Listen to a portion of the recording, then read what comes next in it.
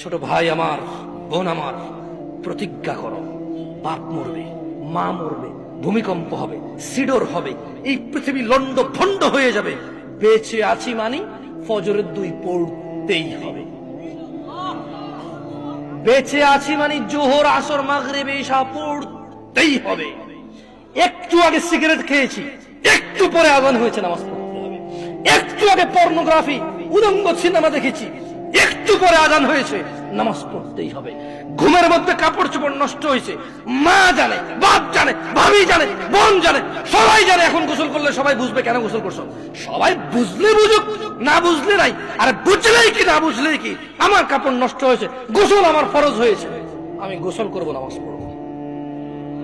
রাতে আমার ঘুম আসে নাই, বন্ধু বান্ধবের পাল্লায় পড়ে সারা রাত বসে বসে উলঙ্গ ছবি দেখেছি, যা অত্যন্ত ঘৃণিত এবং যা আমার জীবনকে তছনছ করে দেবে, যা আমার জীবনের বরকত নষ্ট করে দেবে, যা আমাকে লাঞ্ছিত অপমানিত করবে, এমন অপরাধে লিপ্ত ছিলাম। কারণ এই জানাবে বিচার যে করবে, যে জানার সাথে জড়িত, সে অপদস্থ হবেই হবে।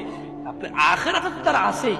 এই একটাই অপরাধ জানাবে বিচার, একটাই অপরাধ অশ্লীলতা, যেটা শাস্তি আল্লাহ দুনিয়াতে দিয়ে দেয়।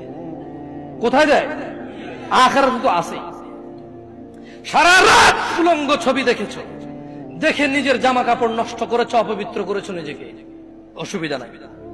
গুনাহ যা হওয়ার হয়ে গেছে, গুনাহ নিয়ে পড়ে থাকলে চলবে না। গুনাহ যা হওয়ার হয়ে গেছে, গুনাহ নিয়ে পড়ে থাকলে চলবে না।